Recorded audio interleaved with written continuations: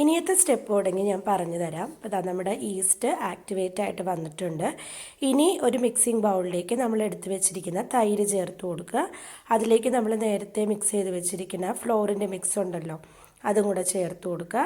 അതിനുശേഷം നമ്മൾ ആക്ടിവേറ്റ് ചെയ്ത് വെച്ചിരിക്കുന്ന ഈസ്റ്റിൻ്റെ മിക്സും കൂടെ ചേർത്ത് കൊടുത്തിട്ട് നന്നായിട്ട് ഇതുപോലെ ഒരു വിസ്ക് ഉപയോഗിച്ചിട്ട് യോജിപ്പിച്ചെടുക്കുക.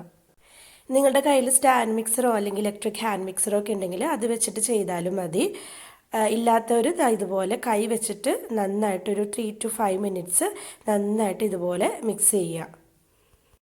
ഇതുപോലെ ചെയ്താലാണ് നമ്മുടെ ഓൾ പർപ്പസ് ഫ്ലോറിൽ ഗ്ലൂട്ടൻ ഫോം ചെയ്തിട്ട് അതിനൊരു ഇലാസ്റ്റിക് സ്ട്രക്ചർ കൊടുക്കുകയുള്ളൂ. അപ്പം നമ്മൾ ഇതുപോലെ തന്നെ കൈ വെച്ചിട്ട് ചെയ്യണം കേട്ടോ.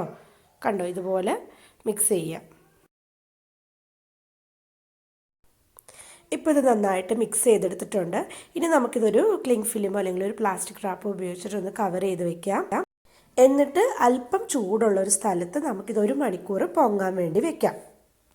ആ സമയം കൊണ്ട് നമുക്ക് ഷുഗർ സിറപ്പ് തയ്യാറാക്കിയെടുക്കാം. അതിന് വേണ്ടിയിട്ട് ഒരു കപ്പ് ഷുഗറാണ് ഞാൻ എടുത്തിരിക്കുന്നത്. അതിലേക്ക് ഒരു 1/2 കപ്പ് വെള്ളം ചേർത്ത് കൊടുക്കുക. ഇനി ഇത് ഹൈ ഹീറ്റിൽ തന്നെ വെക്കുക. ഹൈ ഹീറ്റിലിട്ട് ഒന്ന് തിളച്ച് വരുമ്പോഴേക്കും നമുക്കതിനെ സിമ്മിലേക്ക് ആക്കിയതിന് ശേഷം ഒരു 10 മിനിറ്റ് അതുപോലെ ഇടാം. 10 മിനിറ്റ് കൂടുതൽ വേണ്ട കേട്ടോ. അങ്ങനെ ഇട്ട് കഴിഞ്ഞാൽ നമ്മുടെ ഷുഗർ സിറപ്പ് വല്ലാണ്ട് അങ്ങ് തിക്കനായി പോകും.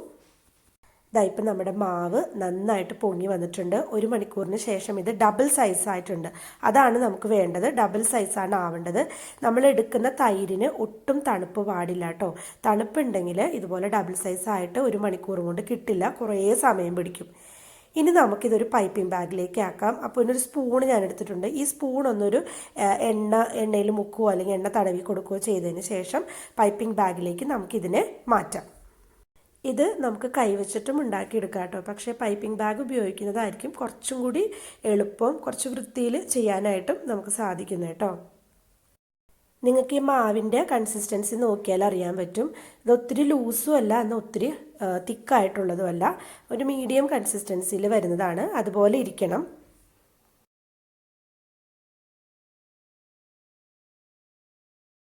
ഇപ്പം ഞാൻ ഒരു പകുതിയോളം മാവ് പൈപ്പിംഗ് ബാഗിലേക്ക് മാറ്റിയിട്ടുണ്ട്. ഇതുണ്ടാക്കി കഴിഞ്ഞിട്ട് ബാക്കിയോടെ ഇട്ടിട്ട് നമുക്ക് ഉണ്ടാക്കിയെടുക്കാം. ഇനി നമുക്ക് ഇത് ഉണ്ടാക്കാനായിട്ട് എണ്ണ ചൂടാക്കിയെടുക്കാം. അപ്പോൾ എണ്ണ ചൂടാക്കുമ്പോൾ എപ്പോഴും ഹൈ ഹീറ്റിലിടാനായിട്ട് നോക്കരുത്. മീഡിയം ലോ ഹീറ്റിലേ ഇടാൻ പാടുള്ളൂ. എണ്ണയുടെ കറക്റ്റ് ടെമ്പറേച്ചർ ആയൊന്ന് ചെക്ക് ചെയ്യണത് ഇതുപോലെ നമ്മുടെ മാവിൽ നിന്നും ഒരു ചെറിയ കഷ്ണം എണ്ണയിലേക്ക് ഇടുക. അത് വളരെ സാവധാനത്തിൽ പൊങ്ങി വന്നതിന് ശേഷം അതിൻ്റെ കളറൊന്നും മാറുന്നില്ല എന്നുണ്ടെങ്കിൽ കറക്റ്റ് ടെമ്പറേച്ചറായി. അതേസമയം അതിൻ്റെ കളറ് മാറുന്നുമുണ്ട്. അതുപോലെ പെട്ടെന്ന് അത് പൊങ്ങി വരുവാണെങ്കിൽ ചൂട് കൂടുതലാണ്. അപ്പോൾ അല്പസമയം ഓഫ് ചെയ്തതിന് ശേഷം ഒന്നുകൂടെ മീഡിയം ലോ ഹീറ്റിലായതിനു ശേഷം നമ്മൾ ഉണ്ടാക്കാനായിട്ട് തുടങ്ങുക. ഇപ്പോൾ ഇത് കറക്റ്റ് ടെമ്പറേച്ചർ ആയിട്ടുണ്ട്. ഇനി നമ്മുടെ കയ്യിൽ അല്പം എണ്ണ തടവിയതിന് ശേഷം പൈപ്പിംഗ് ബാഗിൽ നിന്നും ചെറിയ ഉരുളകളാക്കി നമുക്ക് എണ്ണയിലിട്ട് ഇട്ട് കൊടുക്കാം. കൈ വെച്ചിട്ടോ അല്ലെങ്കിൽ സ്പൂൺ വെച്ചിട്ടോ ഇട്ട് കൊടുക്കാം കേട്ടോ. എണ്ണയുടെ ചൂട് ഒരുപാട് കുറഞ്ഞു പോകാതിരിക്കാനായിട്ട് ശ്രദ്ധിക്കണം. അതല്ലാന്നുണ്ടെങ്കിൽ ഉരുളകളൊക്കെ എണ്ണ കുടിക്കും. അപ്പോൾ എല്ലാ സമയവും ഈ ഉരുളകൾക്ക് ചുറ്റും ആ ബബ്ലിംഗ് അല്ലെങ്കിൽ ആ സിസ്ലിംഗ് റിയാക്ഷൻ ഉണ്ടല്ലോ, അതുണ്ടോ എന്നുള്ളത് ചെക്ക് ചെയ്തുകൊണ്ടേ ഇരിക്കണം കേട്ടോ.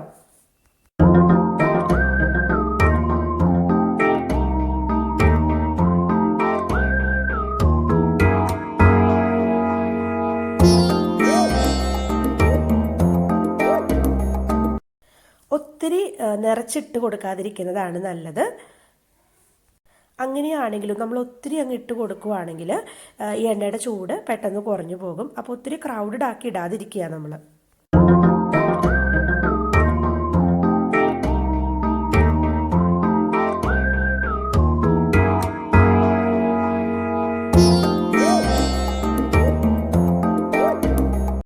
ചൂട് ഒരുപോലെ മെയിൻറ്റെയിൻ ചെയ്യാനായിട്ട് ശ്രമിക്കുക. ഇനി ഒരു സ്പൂൺ ഉപയോഗിച്ചിട്ട് ഇതുപോലെ ഒന്ന് ഇളക്കി കൊടുത്തുകൊണ്ടിരിക്കുക. നമ്മൾ നോക്കുന്നത് ബ്രൗൺ കളറിലുള്ള ഉരുളകളായി കിട്ടാനായിട്ടാണ് നോക്കുന്നത്.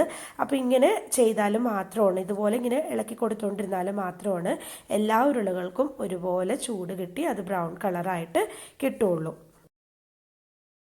ഇപ്പം നമ്മുടെ ബോളുകൾ പതുക്കെ പതുക്കെ ബ്രൗൺ കളറായിട്ട് അല്ലെങ്കിൽ ഗോൾഡൻ കളറായിട്ട് വരുന്നുണ്ട്. നമ്മുടെ മനസ്സിന് പിടിച്ച ഒരു ഗോൾഡൻ കളർ ആകുമ്പോൾ നമുക്ക് ഇതിനെടുത്ത് മാറ്റാം. എനിക്കിതാ ഇത്രയും മതി, ഞാൻ എടുത്ത് മാറ്റുകയാണ്. ഇനി ഇത് അപ്പം തന്നെ നമ്മൾ ഉണ്ടാക്കി വെച്ചിരിക്കുന്ന ഷുഗർ സിറപ്പിലേക്ക് ആഡ് ചെയ്ത് കൊടുക്കുക. അതിനുശേഷം ഒരേ ഒരു മിനിറ്റ് ഒന്ന് ഇളക്കിയെടുക്കുക. ഒറ്റ മിനിറ്റ് ഇട്ടാൽ മതി കേട്ടോ. അതിൽ കൂടുതലായ ഈ ബോൾസിൻ്റെ ഉള്ളിലേക്ക് ഷുഗർ സിറപ്പ് കയറും. അപ്പോൾ ഒരു രസം ഉണ്ടാവില്ല കഴിക്കാനായിട്ട്. അതിനുശേഷം ഒരു സെർവിങ് പ്ലേറ്റിലേക്ക് മാറ്റുക. ഇനി നമ്മൾ കഴിക്കുന്ന സമയത്തും ഇതുപോലെ ഒന്ന് ഷുഗർ സിറപ്പ് അതിൻ്റെ മേലേക്കൂടെ ഒന്ന് ഒഴിച്ചു കൊടുക്കുക കേട്ടോ. സിറപ്പ് നമ്മുടെ ഇഷ്ടത്തിന് ചേഞ്ച് ചെയ്യാം കേട്ടോ. നമ്മളിപ്പോൾ പ്രിപ്പയർ ചെയ്ത് വെച്ചിരിക്കുന്ന ഷുഗർ സിറപ്പിലേക്ക് 1 ടേബിൾ സ്പൂൺ ഡേറ്റ് സിറപ്പോ അല്ലെങ്കിൽ ഹണിയോ ചേർത്തിട്ട് നമ്മൾ സെർവ് ചെയ്യുകയാണെങ്കിൽ ആ ട്രഡീഷണൽ ടേസ്റ്റ് തന്നെ നമുക്ക് കിട്ടും കേട്ടോ. ഇപ്പോൾ നമ്മൾ എടുത്തിരിക്കുന്ന കൺസിസ്റ്റൻസി വെച്ചിട്ട് നമ്മുടെ ലുക്കൈമാത്തിൻ്റെ ഔട്ട്സൈഡ് നല്ല ക്രഞ്ചിയും ഇൻസൈഡ് നല്ല സോഫ്റ്റ് ആയിട്ടാണ് ഇരിക്കുന്നത്.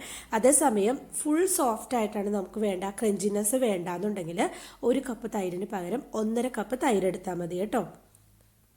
അപ്പോൾ എല്ലാവരും ഒന്ന് ട്രൈ ചെയ്ത് നോക്കുക. ട്രൈ ചെയ്തതിന് ശേഷം ഫീഡ്ബാക്കൊക്കെ ഒന്ന് അറിയിക്കുക. അടുത്തൊരു നല്ല റെസിപ്പിയായിട്ട് വരുന്നത് വരെ ബൈ ബൈ.